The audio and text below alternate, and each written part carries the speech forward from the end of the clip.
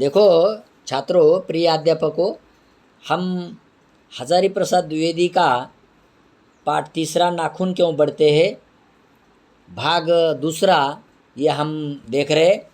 दूसरे भाग में देखो, पहले भाग में हमने आधा है ना पाठ देखा है।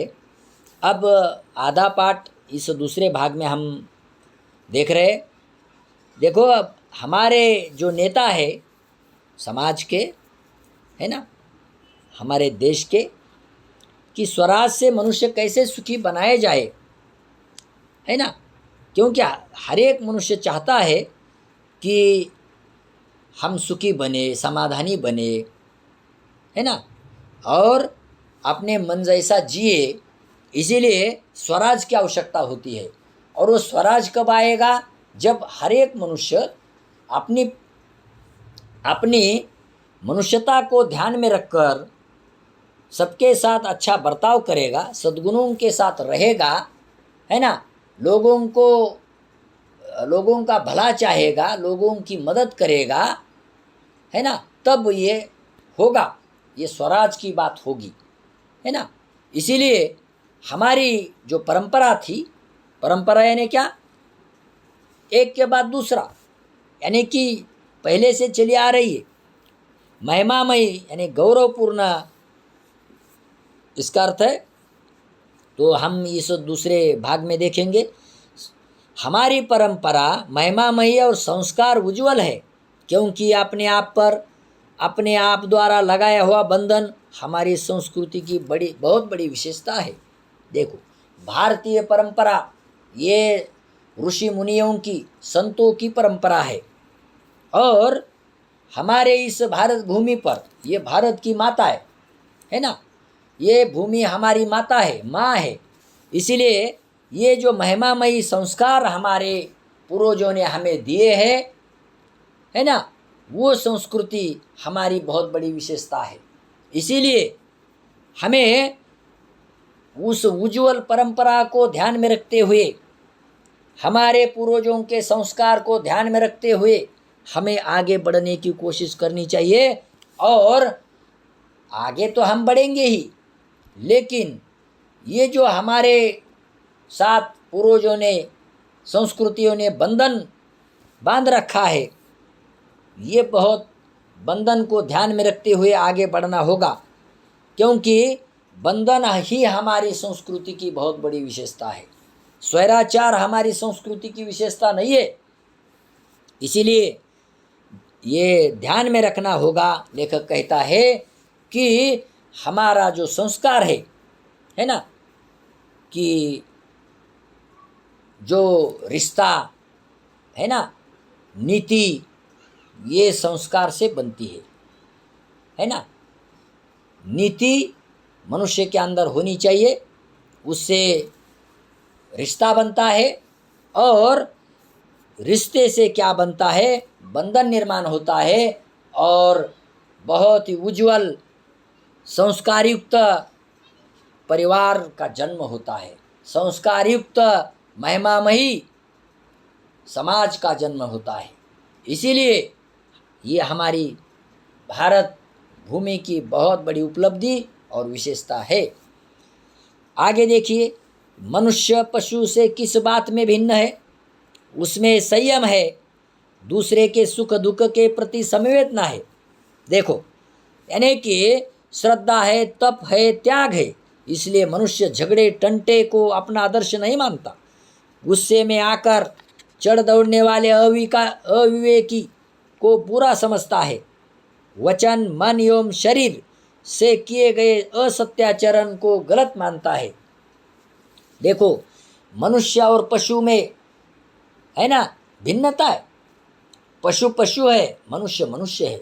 लेकिन मनुष्य को भी प्राणी कहा जाता है ना। जब मनुष्य के अंदर के पशु जागृत होता है, तब मनुष्य मनुष्य नहीं रहता, बल्कि पशु बन जाता है।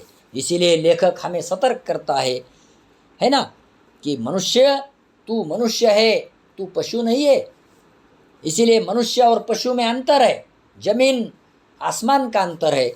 मनुष्य में संयम है ना, मनुष्य के पास शांति है, मनुष्य के पास सुख दुख की संवेदना, श्रद्धा है, एक दूसरे के प्रति भाव है, वो तप चाहता है, तप करता है, तप से कोई भी प्राप्त करता है ना, वो त्याग करता है, त्याग चाहता है। इसीलिए मनुष्य को झगड़े टंटे में नहीं पड़ना चाहिए। क्यों? जो झगड़ा और टंटा करता है ना, वो पशुता के बराबर होता है। झगड़े टंटे से कोई हासिल नहीं होता। आज हम देखते हैं कि दुनिया में हर एक देश है ना, छोटी छोटी बातों को लेकर झगड़े टंटे में लगा रहा है ना, और अपने मनुष्यपन को गवा रहा है। इसको ध्यान में रखकर कि आत्मा और परमात्मा, उसका आत्मा और हमारा आत्मा एक है समझकर, है ना, मनुष्य समझकर मनुष्यता को आगे ले जाना चाहिए, है ना। क्यों? क्योंकि वो सुख दुख का समवेदना चाहता है, वो संयमी है। इसीलिए अगर वो गुस्से में आकर किसी बात को अपनाता है तो वो अविवेकी होता है ना। विवेक यानी कि अपनी नीति को नष्ट करता है। इसीलिए अविवेक बहुत ही बुरा होता है।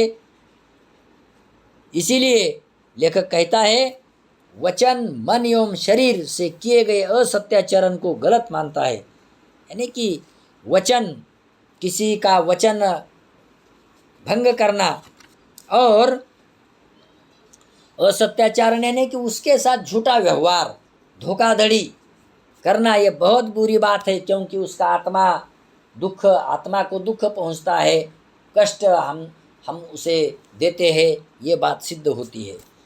उसका मन है ना उदास रहता है, होता है। क्यों? हमारे कटु वचन से, हमारे अविवेकी विचार से।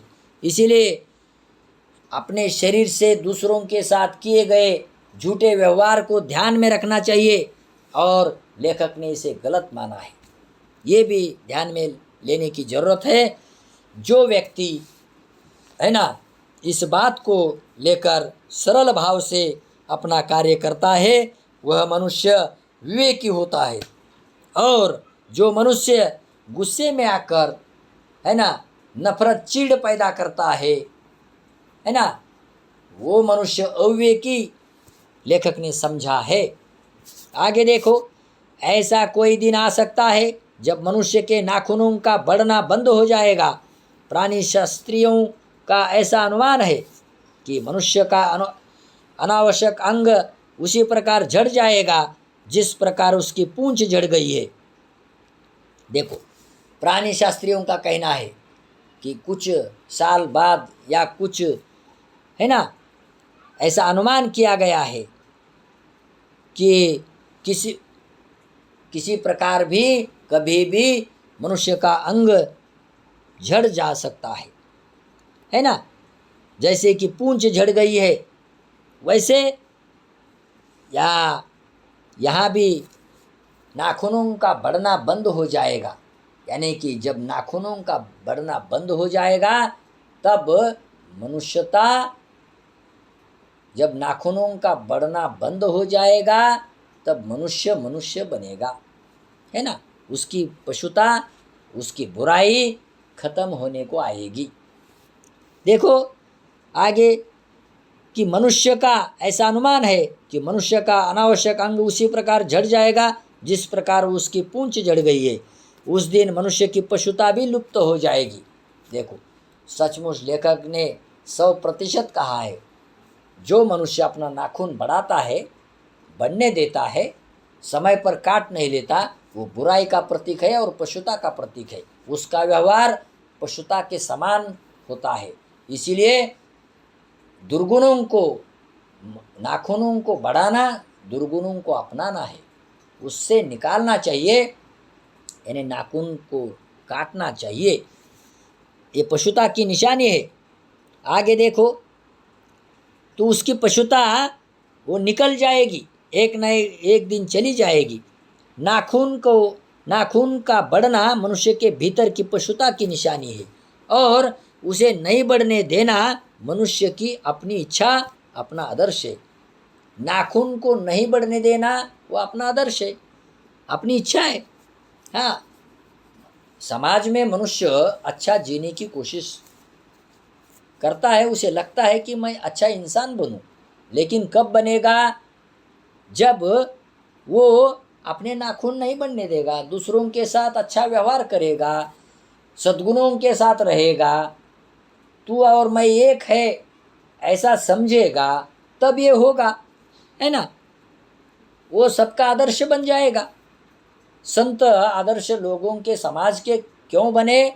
क्योंकि तू और मैं एक ही है, ऐसा वो मानते थे, और ऐसा उनका व्यवहार समाज मनुष्य के प्रति होता था। ये जब हम करेंगे तब हम दूसरों का आदर्श बनेंगे। नहीं तो यानी कि नाखून के जैसा मनुष्य का व्यवहार अगर बढ़ता रहेगा हर दिन, तो ये मनुष्य दुर्गुणी है ऐसा साबित होगा। इससे मनुष्य ने बचना चाहिए, ऐसा भी लेखक ने कहा है। मनुष्य में जो घृणा है, आगे देखिए, अनायास बिना सिखाए आ जाती है, वह पशुत्व का द्योतक है। देखो, घृणा, तिरस्कार, है ना, ये जो भाव है मनुष्य के अंदर अनायास आ जाती है, यानी कि, लेकिन उसको कब संयम से रखना चाहिए, ये मनुष्यता है ना। हरेक, लेखक कहता है, हरेक के मन में वो भाव है, वो छिपे हुए भाव है। क्रोध है, गुस्सा है ना, घृणा है, तिरस्कार है, और दूसरी बात है ईर्ष्या है, स्वार्थ है, कठोरता है। ऐसे दुर्गुण मनुष्य के अंदर है ही पहले ही, लेकिन वो संयम से अगर काम लेता है, कभी दुर्गुणों को बाहर नहीं आने देता, अपने व्यवहारों से किसी के साथ धोखा नहीं करता, तब वो मनुष्यता होगी, वो सचमुच मनुष्य होगा। ये भाव है। दूसरों के, आगे देखिए, दूसरे के मनोभावों का आदर करना ही मनुष्य का स्वधर्म है। बच्चे ये जाने तो अच्छा हो कि अभ्यास और तप से प्राप्त वस्तुएं मनुष्य की महिमा को सूचित करते हैं। देखो, तप से और अभ्यास से, यानी कि बच्चे जाने कि ये महिमा सिद्ध करते हैं, यानी कि ये जो गौरवपूर्ण महिमा है, हमें गौरव कब प्राप्त होगा? अभ्यास से होगा, तप से होगा, त्याग से होगा। और बच्चों ने जानना चाहिए कि हमें तप करना चाहिए, तब मनुष्य आगे अपने जीवन में बढ़ेगा, और उसके साथ त्याग भी करना चाहिए, है ना, और मैत्री भाव भी रखना चाहिए, भाईचारा रखना चाहिए, तो ये होगा।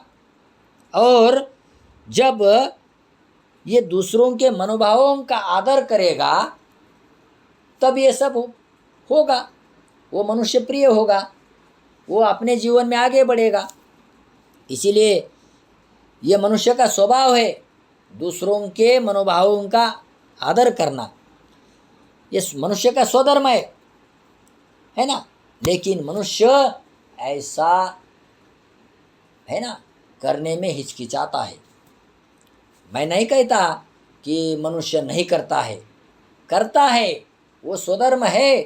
दूसरों के मनोभावों का, है ना, आदर करना उसका स्वधर्म है। लेकिन स्वधर्म की जब वो बात आगे आती है, तब वो हिचकिचाता है।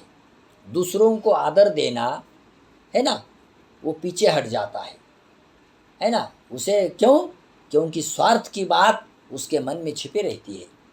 तो लेखक कहता है, इससे भी हमें बचना चाहिए। और ये बात कब होगी? बच्चों को लेखक ने कहा है, यह अभ्यास से होगी, तप से होगी, त्याग से होगी। ये महिमा वो आगे रहेगी। आगे देखिए, मनुष्य की चरित्रता में प्रेम है, मैत्री है, त्याग में है, मनुष्य की चरितार्थता प्रेम में है, मैत्री में है, त्याग में है, अपने को सबके मंगल के लिए निश्चेष भाव से देने में है। नाखूनों का बढ़ना मनुष्य की उस अंध सहजात वृत्ति का परिणाम है। देखो, मनुष्य के नाखूनों को बढ़ना ये अंध सहजात वृत्ति का परिणाम है। ये नाखून हर दिन बढ़ेंगे, लेकिन उसको समय पर कटाना ये मनुष्यता होगी, है ना। ये पशुता नहीं, मनुष्यता होगी।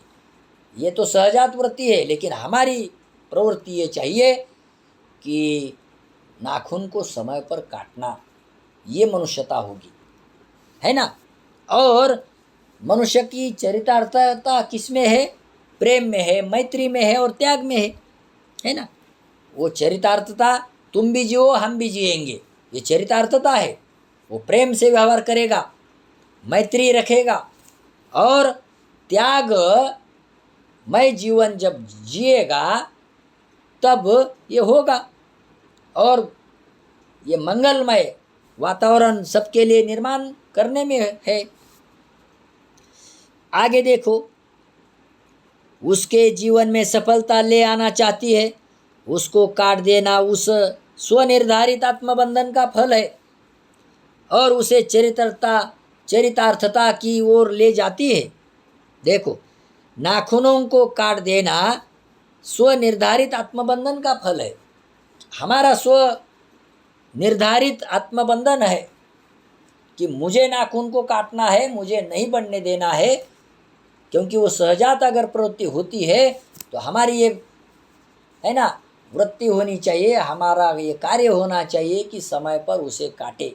क्योंकि लेखक ने नाखूनों को बढ़ना ये पशुता का प्रमाण माना है, इसीलिए नाखून को हमें काटना होगा और मनुष्य के अंदर सद्गुणों को बढ़ावा देना होगा, दुर्गुणों को निकालना होगा। लोगों के साथ जब हम व्यवहार करेंगे तब अच्छे व्यवहार करेंगे, सद्गुण लेकर आगे बढ़ेंगे। इसीलिए लेखक अंत में कहता है, नाखून बढ़ते हैं तो बढ़े, मनुष्य उन्हें नहीं बढ़ने नहीं देगा। देखो, नाखून बढ़ते हैं तो बढ़े, लेकिन मनुष्य उन्हें बढ़ने नहीं देगा। क्यों? क्योंकि ये बुराई का प्रतीक है, नाखूनों का बढ़ना। और मनुष्य बुराई नहीं चाहता। कोई मनुष्य जब जन्म लेता है तब बुराई लेकर पैदा नहीं होता, है ना, दुर्गुण लेकर पैदा नहीं होता। जब समाज में लोगों के साथ रहता है ना, तब ये गुण, है ना, परिस्थिति के अनुसार वो अपने आप उसमें घर करते हैं, है ना। लेकिन उसे निकाल देना ये सही मनुष्य की निशानी है। सबके साथ अच्छा व्यवहार करना, है ना। मनुष्य का स्वधर्म क्या है कि तुम भी जियो हम भी जिएंगे। ये जब प्रवृत्ति मनुष्य के अंदर होगी, है ना, दुर्गुणों को बाहर रखकर जब विवेकी मनुष्य निर्माण होगा, तब ये होगा कि अगर नाखून बढ़ते हैं तो बढ़ने दो, लेकिन मनुष्य ऐसे पशुता की वृत्ति को नहीं बढ़ने दे, है ना। तो इस पाठ से हमें पता चलता है कि इस पाठ से हमें सीख लेते हैं कि नाखून पशुता और बुराई का प्रतीक है ना।